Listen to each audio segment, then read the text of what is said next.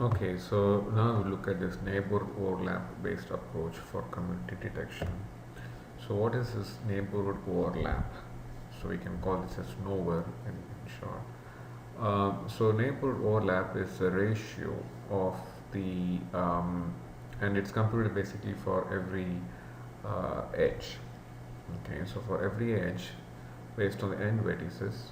So let's say for an edge AB, it is the ratio of the number of nodes who are neighbors of both A and B to that of the number of nodes who are neighbors of at least one of A or B.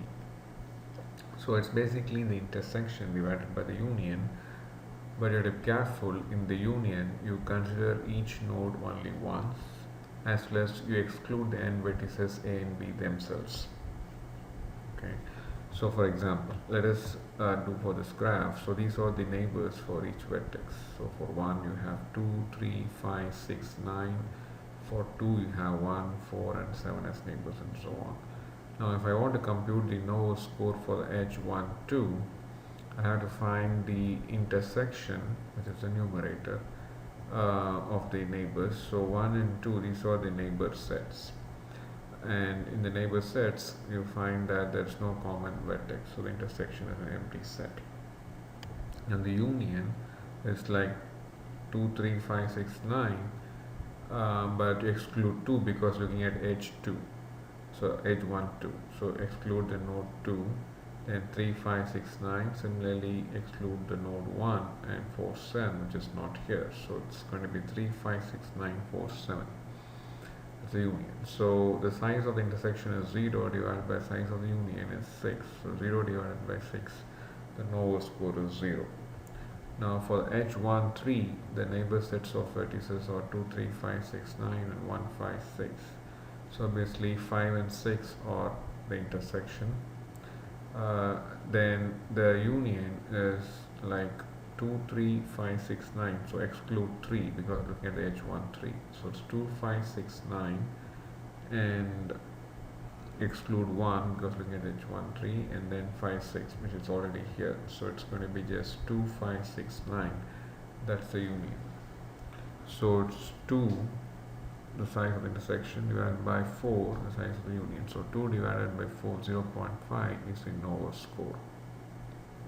Okay. So let us say for the pair 2, 7, 1, 4, 7 and 2, 8. So the common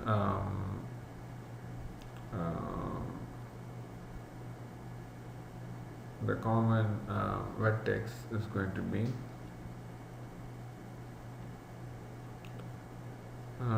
for 7 you're going to have 4 also, so I made a mistake here.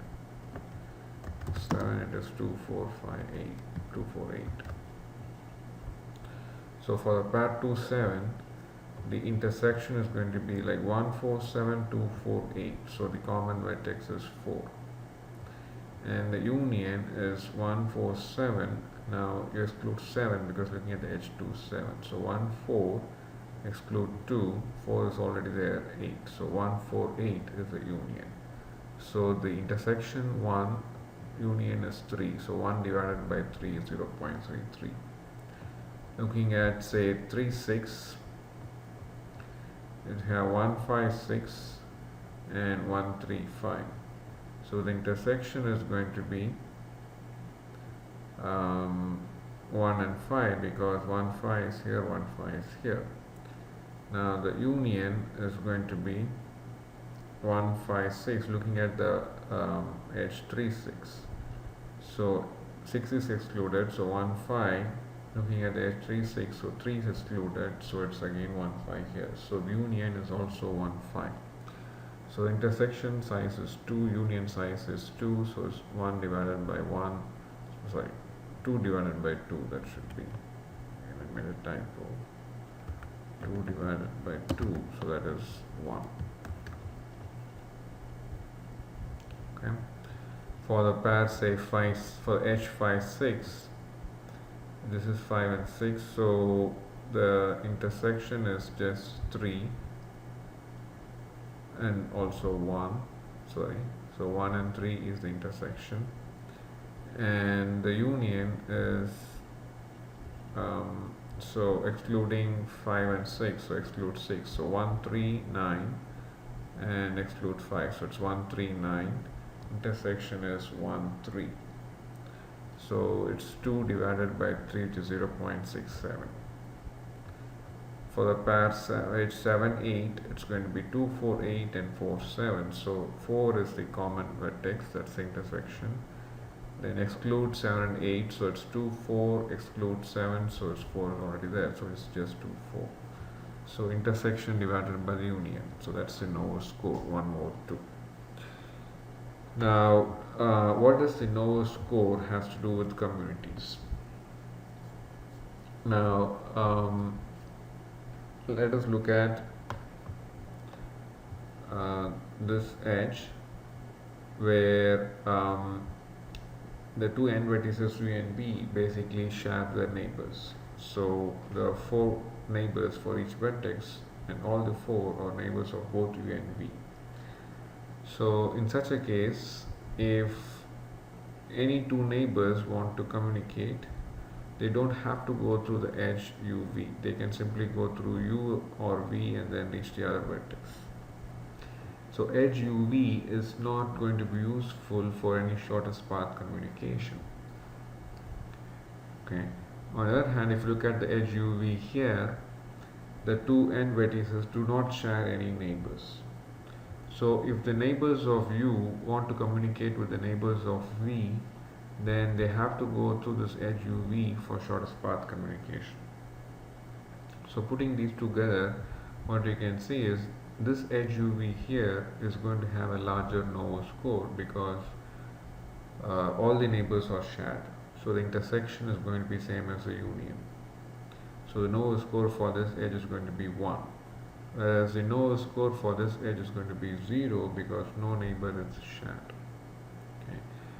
So if an edge has a lower Noether score like this, it's going to have a very large betweenness in the sense that all the neighbors of U have to go to this edge UV for shortest path communication.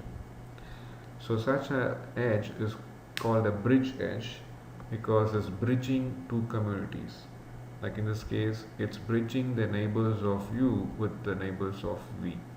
Other than this, if this edge UV is not there, the neighbors of U cannot communicate with the neighbors of V. So we say this edge with a lower Noether score is kind of bridging two different communities, or bringing together two different communities. Whereas this edge UV is not really bridging two different communities. It's actually considered to exist well inside within a community because all the neighbors are shared. So that means there are more edges within this community of nodes, the neighbors of both U and V, and this edge UV is just within that community. Okay, so it is edges like UV that are of interest to us, that are bridging two different communities. Because if this is say the graph, if I remove this edge UV, it's going to disconnect the graph into two different communities. Okay, and that's the idea behind the Girvan-Newman algorithm that we're going to see to do community detection based on neighborhood overlap. Okay, so we'll stop this video with this and go to the algorithm in another video.